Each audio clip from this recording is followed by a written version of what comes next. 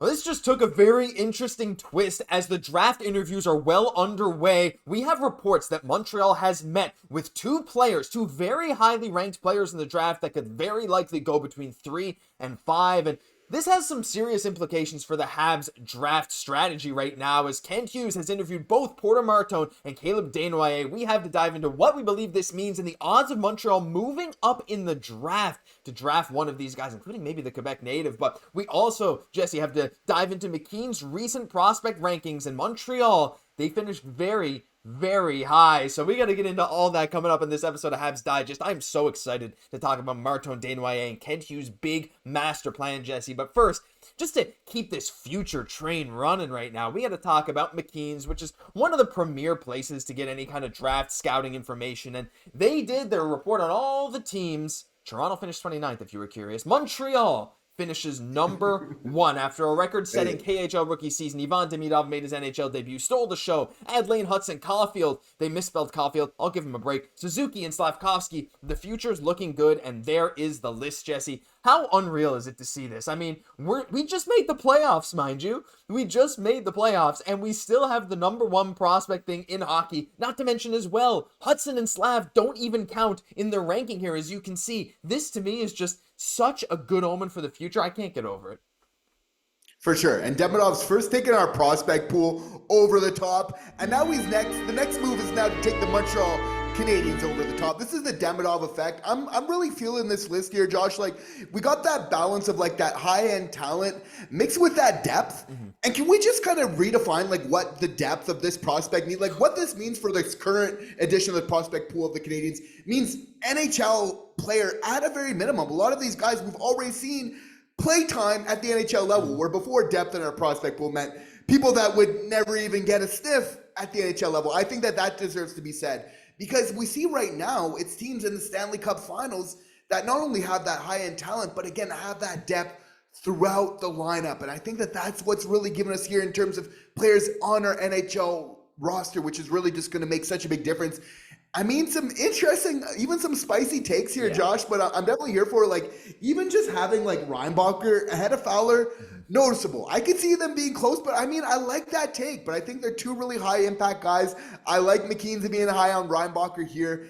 And again, having Joshua Watt, I know that that's going to be, let us know in the comments section what our viewers think about this. So I know that might ruffle a couple of feathers, right? Because he's gone to that doghouse, it would seem like, with Martin St. Louis, with some Montreal Canadiens fans, but, he has them above guys like Beck, Kapanen, etc., even Mahieu, right? Yep. So really interesting. And, you got to love this list. Like, Engstrom, you could see rise up this list, but it's like, he's got Dobeš to contend right there. I mean, like, it's not going to be easy. I really love, the guys that we got coming up right now. And it's crazy, right? And you compare it to some other prospect pools, and I'm like, number 9 was a good backup this season already. And I'm just like, our 9th best prospect looks to project to be maybe a decent NHL starter at some point. That is crazy. When a lot of teams, like, if they have a goalie prospect like that, it'll be a lot higher than 9th, right? And like you said, even he's higher than I think I would have him, but I don't mind their take as well. And having Reinbacher again over a guy like Fowler, I love that they're still high on Reinbacher, because I am as well. But yeah, hard to argue with this. What an insanely deep prospect pool. I think that's the main word, Jesse. You hit the nail on the head.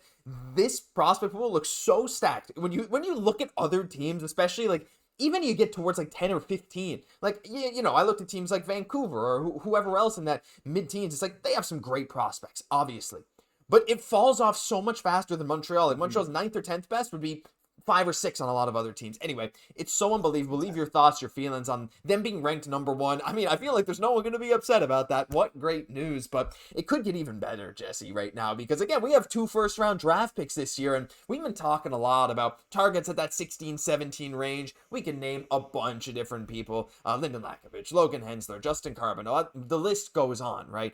But the Habs have been doing a lot of interviews lately, and while there were a lot of people that could go there 16 or whatever, I know Roger McQueen was a one today, and he said, oh yeah, the Habs would pick me if I was there. There's a couple other names that actually Montreal was interviewing today. I want to dive into this.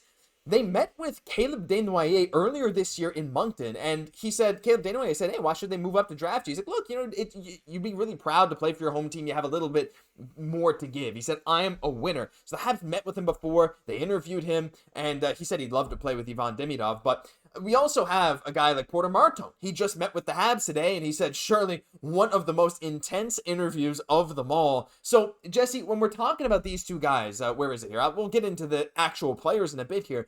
These are guys, at least according to Tankathon, that could go 3 or 4, but I think most mocks have both of these guys. I know Craig Button, I think, has Martone at 2, but anywhere from like 3 to 10, both of these guys are slotted into that top 10 very solidly, with, again, like a lot of them having them even top 5. To me, this means this is a very interesting twist, because I know you want to do your due diligence on any prospect that could fall to you. But I really like the idea that Kent Hughes is not counting anything out. To me, this means that, hey, if he truly thinks there's a guy that is a perfect long-term fit for Montreal, maybe Desnoyers or Martone, this is just me saying this. I feel like he wouldn't be doing this, or we wouldn't hear all these interviews as much if there wasn't even the slightest possibility of the Habs moving up. Kent's time is very valuable, and he knows that he's not going to waste it where it doesn't matter in a very busy offseason. But it's kind of a perfect situation where, again, the reason we're talking about this is Montreal has the picks and also kind of the need that the team has proven to be aggressive going forward. That combined with the monumental jump that we saw from Utah, they had that 4th overall pick, Josh, but they don't have all the pain of having like such a terrible season that kind of went along with it. Like, okay, now we like have to hold on to this 4th overall. It's what's salvaging otherwise a terrible season. So it's those two aspects coming together. Now we know that Seattle isn't going to give this pick away for free, and it's more likely that Kent Hughes is going to use his picks for somebody NHL ready. But another thing we know about Kent Hughes is he's all about generational wealth. Yep. Of prospects in this case here, right? Like, and the thing about him is like, we're dealing with a guy like Porter, Martone, who's looking like he's ready, at least physically, to be ready to play in the NHL very, very soon. So that's why there can be a little bit of an interest there. Again, a power forward that makes you think of Slaf a little bit, maybe just needs to work on that foot speed, those first couple strides. But like, he's only second to Michael Misa in OHL draft players in terms of points. Like, this guy is an absolute game breaker, right? In terms of what this guy can do out on the ice. 98 points, 57 games this year, right? So very, very interesting. We know that physical type and then obviously talented player that the Habs are going for. He fits that bill. And then Jake, our boy Caleb Desnoyers, obviously for many other reasons we know is of interest to Kent Hughes. Oh, for sure. I mean, Saint Native, this guy has been on so many people's draft boards, and there was a great article by Scott Wheeler posted just today that I suggest you check out at The Athletic, talking about what a special player he is, how everyone who comes in contact with Caleb Desnoyers says, like, he changes the atmosphere. He's a winner. Everything he does affects the people around him, and he is so dedicated. And people have said, like, his coaches, you don't see people like him ever in terms of his mentality, which to me fits so well, not only the Quebecois thing coming out of the queue, but also the mentality of what Kent Hughes wants to build for the Habs. And you can see Cole Bagley tweeting here that Desnoyers is one of my favorite players in the draft. Incredibly smart, lethal from any area in the O-zone. Historic 1.8 point per game in the QMJHL playoffs. And Jesse, I know we could dive into these stats over and over again. Both of these guys are incredible. At the end of the day, like you said, Utah has said like their pick may be very well available. I know they've made Matthias Michelli available as well. They're looking to kind of bring in some guys and take that step. They locked up Dylan Gunther long term. They have some good stuff going there.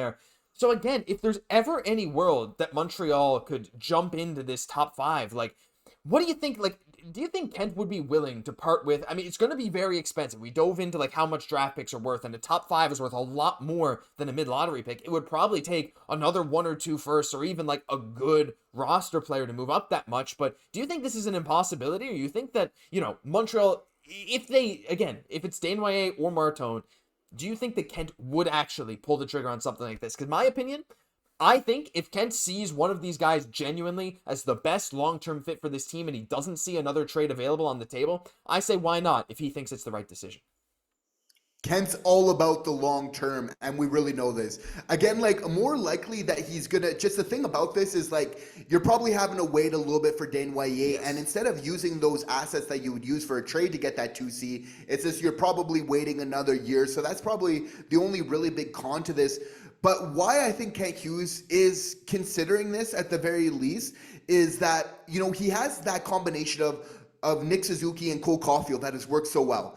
Now imagine on the second line, now you get this pairing, this duo of Desnoyers and Demidov, where again, you have two guys that you can build off of, have that duo for year to come. Just how Nick and Suzuki, that combination, that allowed us to get Slav to really build. You build your team around like these core pieces going forward. So I think it is interesting to think about because like Ivan Demidov, he just has a way of just like endearing himself to like, obviously fans, media, coaches, management as well, right? Like they're just going to do whatever to really start this guy off strong. And if you feel like you can get a running mate where kind of for years that they could potentially grow together, it is interesting. That being said, probably more likely they kind of go with a vet and maybe give him a little bit more experience. But I mean, you have to at least consider that pairing when you have like this much draft capital to kind of go away that hometown connection, how he's that scoring guy, but he also has like that winning mentality, right? Like just all the things that the Habs go for all the time is probably what's making them much more interested in this player